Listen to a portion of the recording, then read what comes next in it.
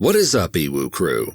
Today we are going to be covering 5 horrifying cold cases that differ tremendously, yet they all have one vital thing in common. They were all officially solved in 2020. Let's get into it. The first cold case we have in store for you today is that of Colorado Springs' Jennifer Watkins. In late October of 1999, 23-year-old Jennifer Watkins was elated to take up a new position as a dietary aide at Memorial Hospital in Colorado Springs. At the time, Jennifer and her husband, Michael, had been wrapped up in taking care of their young children while still trying to make ends meet financially. So when Jennifer was offered a new position at Memorial Hospital, she was relieved, as it meant that everything in her life appeared to be lining up nicely. But, as per most things in life, some things are just too good to be true. Only 2 weeks after being hired as a dietary aide, something peculiar happened. On the evening of November 6, 1999, Jennifer's husband received a call from their children's school claiming that Jennifer had never stopped by to pick up their kids after classes let out. A chill went down Michael's spine as he realized immediately that something had to be terribly wrong. Jennifer was known by her friends and family alike for her punctuality, and she would never have left their kids. Jennifer's husband quickly collected his children from the school before returning home, hoping to find Jennifer waiting for him. Unfortunately, Jennifer was nowhere to be found. Later that evening, Michael contacted Colorado Springs Police Department to report his wife was missing. Something inside of Michael told him that Jennifer would never just abandon her children, and that something had to have happened to her. Authorities understood the concerns of Jennifer's family. However, they weren't as alarmed as Michael, and were tempted to classify Jennifer's disappearance as a runaway. That is, until authorities were notified that a body was found under a stairwell in an area of the hospital that had long been under construction. Detectives had actually been conducting interviews at Memorial Hospital regarding Jennifer's sudden disappearance when the news broke of a discovery of a woman's body that had been half-heartedly hidden just out of sight. 2 local elevator service employees had accidentally come across a rather foul and distinctive smell while inspecting an elevator shaft that needed repairing. The smell had led to a body carefully wrapped in plastic and bound with duct tape.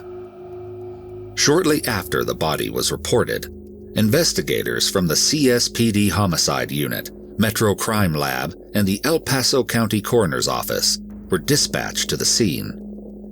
Upon arrival, investigators approached the body that would later be identified as Jennifer Watkins. Jennifer's clothes had been strewn about the stairwell, indicating that some kind of struggle had taken place. After further investigation into what had actually happened to Jennifer, the El Paso County Coroner's Office claimed that she had been assaulted, and her cause of death had been a result of, quote, blunt force trauma to the head. Jennifer's death was then ruled a homicide after investigators found hairs, fibers, and semen residue on the plastic that had been used to bind Jennifer's body before its discovery. Officials on Jennifer Watkins' case managed to develop 2 DNA profiles from the evidence found at the scene of the crime. Soon, investigators were conducting a variety of interviews that involved biological samples being taken from suspects to compare to the DNA profile. Yet, no matter how many potential suspects were looked into, it seemed as though Jennifer's killer managed to slip through the cracks. And then, her case went cold. Over the past 21 years, all potential leads into Jennifer's murder appeared to result in nothing but dead ends.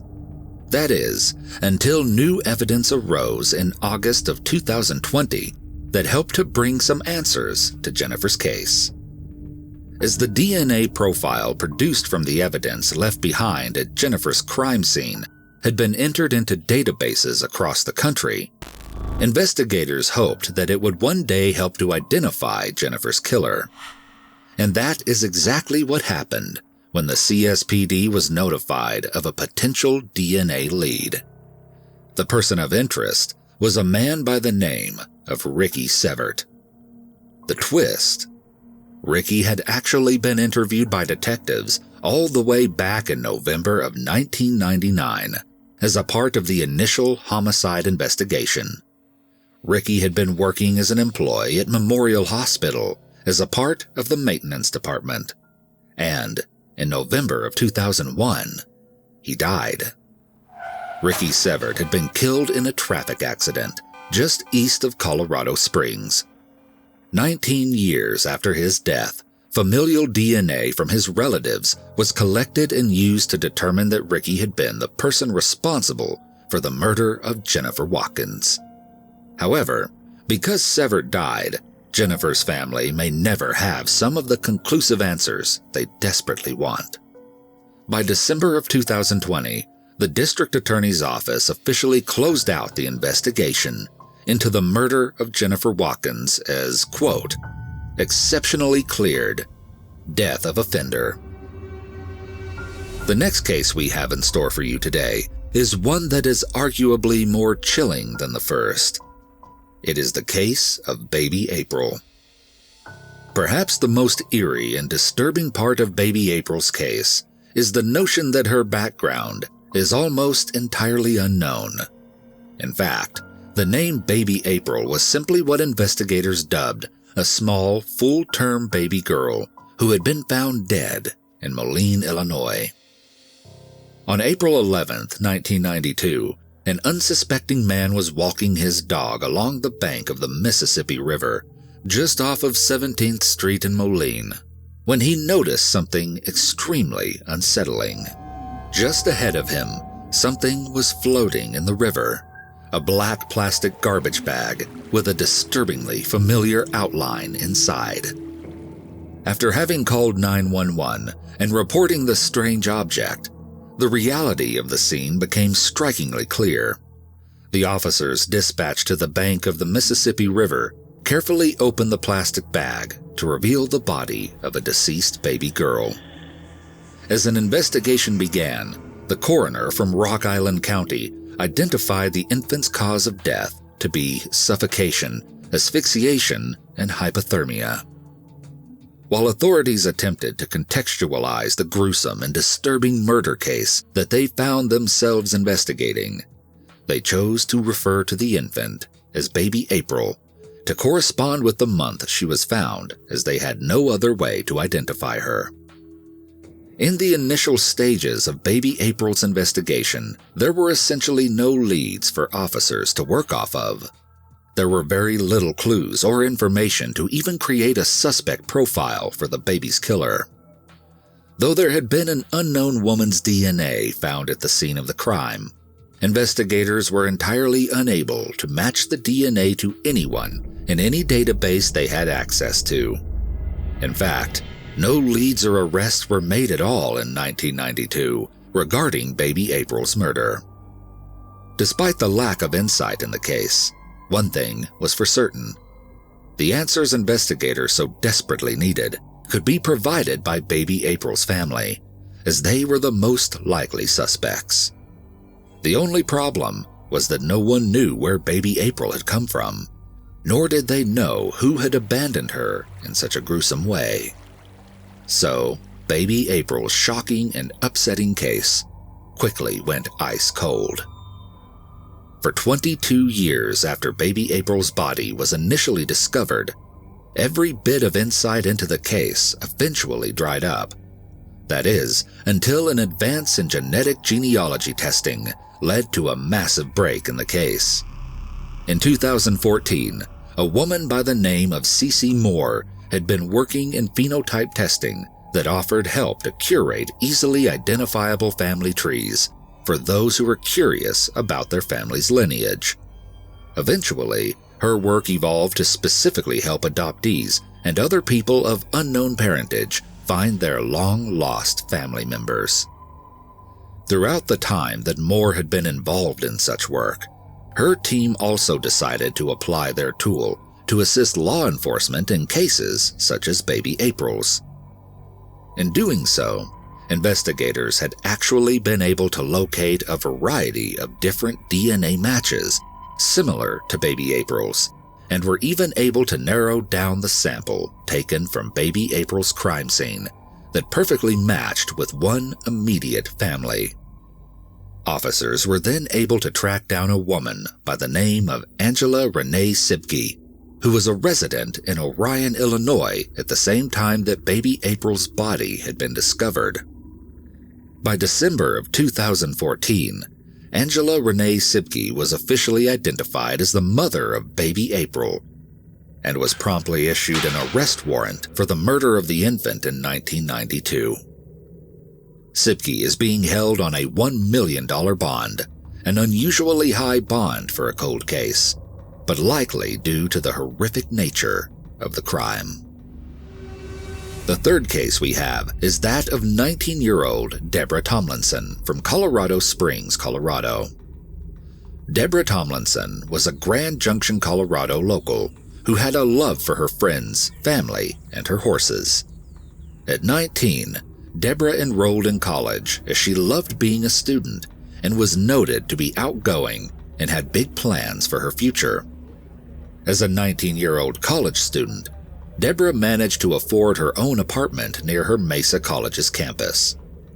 Living on her own, she was able to truly feel like the adult woman she was gradually becoming.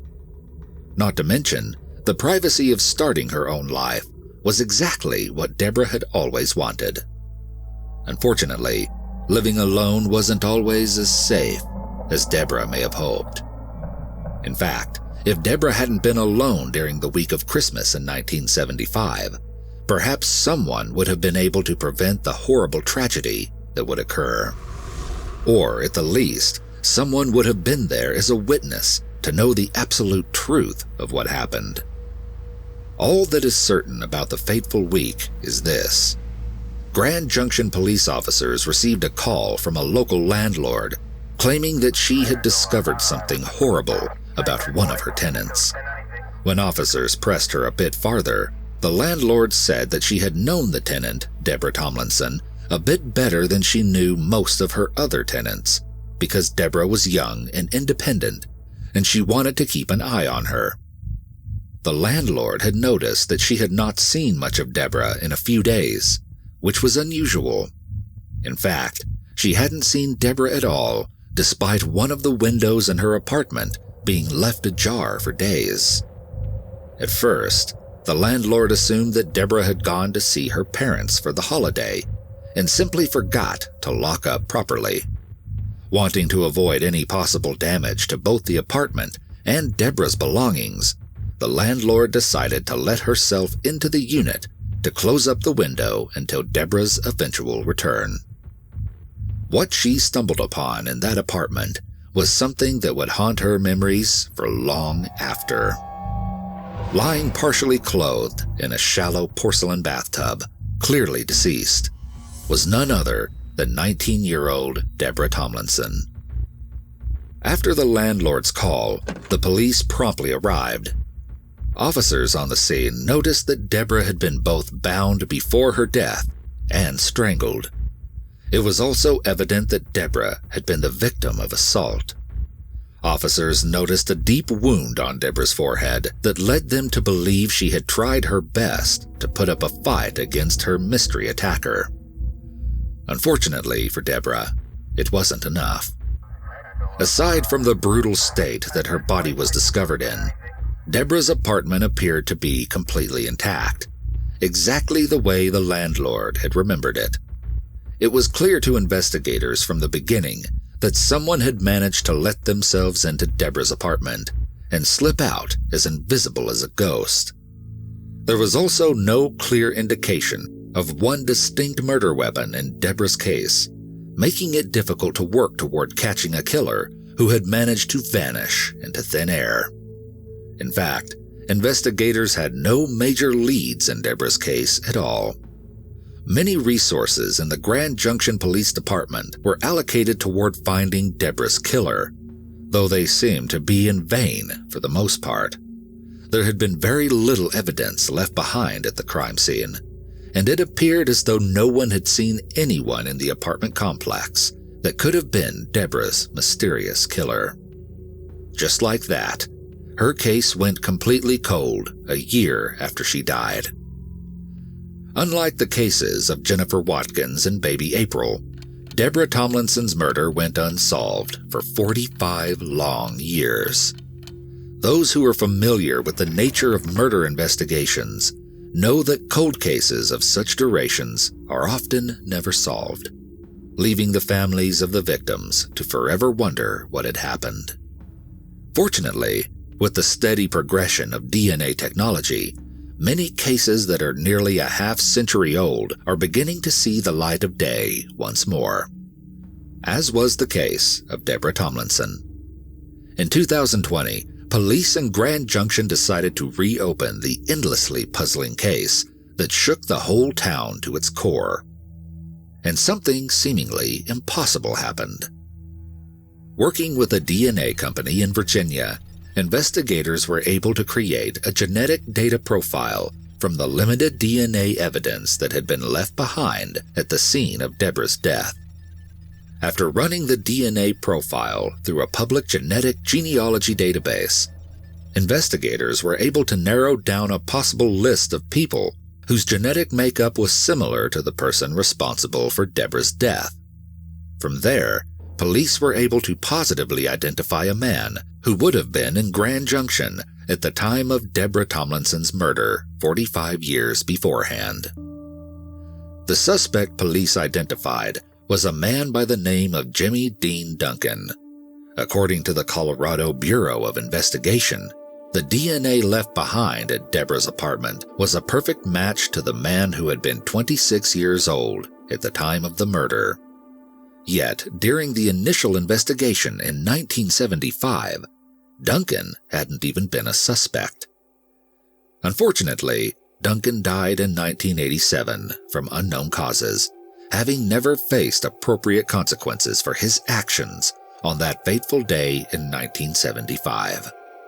Police are now trying to find a motive for Deborah's death, but they did say that Duncan had a criminal record from a robbery and from a shooting in Florida. Deborah's father commented on the release of his daughter's killer's name, saying, "It took a lot of weight off my mind. Still don't know why, but at least I know who." After so many decades of mystery, Deborah's murder case has finally been closed. The fourth case we are taking a look at today is that of 5-year-old SIOBHAN McGuinness. SIOBHAN McGuinness was born and raised in Missoula, Montana, with her loving parents. Since her birth, SIOBHAN was the absolute apple of her parents' eye, and as their darling daughter, they would have done anything to make her happy.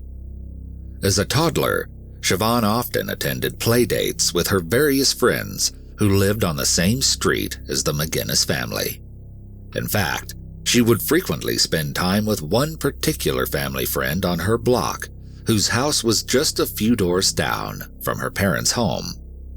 The houses were so close together that 5-year-old SIOBHAN would simply walk herself to and from her friend's house. SIOBHAN almost never had any issues during her quick walk home. Almost. In the chill of a mid-February afternoon in 1974, SIOBHAN had set off for home from her friend's house in the same way she always had. With her jacket zipped up properly and her hands tucked into her favorite pair of gloves, SIOBHAN did her best not to linger in the frigid air too long. Though her home was in her sights for the entire duration of the walk, something peculiar happened that day. SIOBHAN never made it home.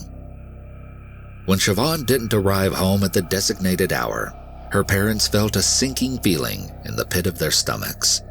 Something had gone terribly, terribly wrong.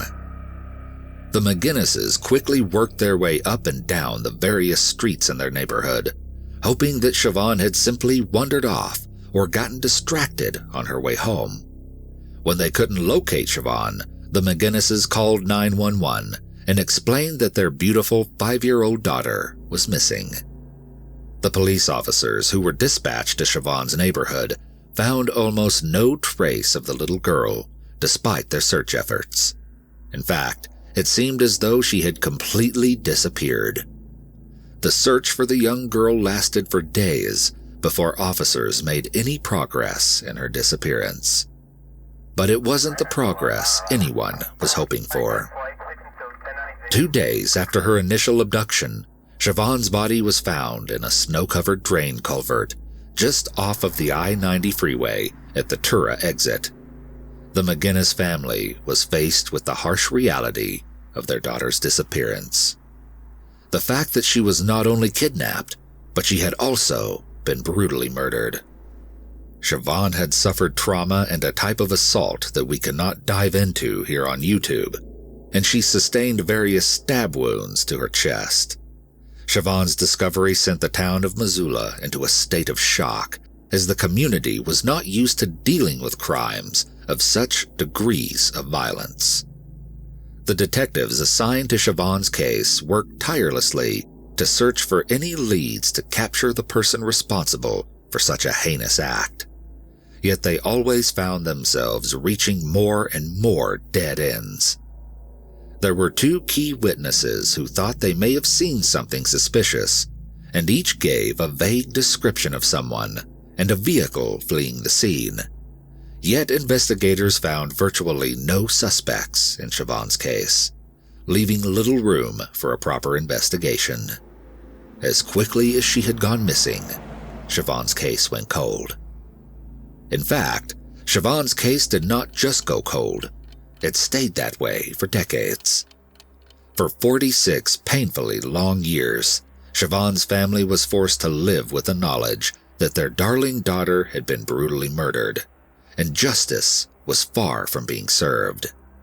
Then, in October of 2020, the Missoula County Sheriff's Office Cold Case Squad officially announced that they had managed to uncover the truth behind SIOBHAN's death. Evidence that had originally been collected from the crime scene in 1974 had been paired with current advances in DNA technology to positively identify the man behind the murder of SIOBHAN McGuinness. Richard William Davis was named as the individual responsible. Davis had been 32 when he abducted, mistreated, and subsequently murdered 5-year-old SIOBHAN in the mid-1970s. Authorities working on SIOBHAN's long-term investigation noted that they were not sure why Davis had even been in Missoula at the time, and he seemed to have been passing through the area. Multiple witnesses were able to attest to seeing Davis's car around the town during the time of SIOBHAN's kidnapping, and his DNA was a perfect match for the DNA collected from the crime scene the day SIOBHAN was found. Though the case was eventually solved, Richard Davis avoided ever facing any consequences for his crime, as he died in 2012 at the age of 70. Investigators believe that Davis wasn't connected to any other crimes during his life, and his obituary, written by his family, describes him as a born-again Christian. Perhaps the only notion of closure that the McGuinness family received from discovering the truth of their daughter's death is that Richard Davis is now incapable of hurting another family in the same way. Missoula is currently creating a permanent memorial to SIOBHAN in the form of a sculpture as a living remembrance to the little girl taken too soon. Finally, the last case we have for you today is Orange County, California's oldest cold case. In 1968, the body of an unknown woman wearing a floral print blouse, purple pants, loafers, and a costume ring with a large blue stone set in a silver band was found in a drainage ditch near Newland Street in Yorktown Avenue in Huntington Beach, California. 3 young boys accidentally discovered the troubling crime scene as they wandered closer to what they realized was, in fact, a human body. They quickly called the police, who were then dispatched to the scene of a crime that would come to haunt Orange County for decades. The woman's body had no form of identification at all. In fact, it appeared as though the woman had been thoroughly cleaned and left purposefully unidentifiable. But one thing was for certain: the woman had not come to the drainage ditch on her own accord. She had been beaten, assaulted, and her throat cut, yet very little evidence was actually collected from the scene, as almost none had been left behind. The unknown woman's killer had been very thorough, but there was always room for error. Near the body were the slightest remains of a cigarette butt that had been carelessly discarded. As it turned out, the DNA from the cigarette matched the DNA swabbed from the assault kit used to pick up traces left on the mystery woman. The woman was estimated to have been somewhere in her mid-20s at the time of her death. Despite multiple attempts at trying to find the family of the woman, investigators on her case constantly came up empty-handed. This woman, it had seemed, was unknown to everyone, and it didn't look as though anyone had even reported her missing. Just like that, the search for her identity went virtually nowhere. Unfortunately, so did the search for her killer. That is, until over 5 decades later. Orange County Sheriff's Department reopened the Jane Doe's case and uncovered some of the long sought-after answers. Finally, after years of searching, Orange County investigators were able to find a DNA match from the profile produced from the samples collected off of the woman's body. And, of course, from the forgotten cigarette butt. Through the use of investigative genetic genealogy, police were able to map out the possible family tree of the murderer. More so than that, they were able to narrow down the killer to one man in particular, a man by the name of Johnny Crisco. Crisco's identity came to light in 2019, allowing for investigators to come one step closer to fully understanding what had happened to the mystery woman all those years before. However, once more investigators found themselves at a loss for answers when they learned that Crisco had died of cancer in 2015, just 4 years before the world learned of his heinous endeavors in Southern California.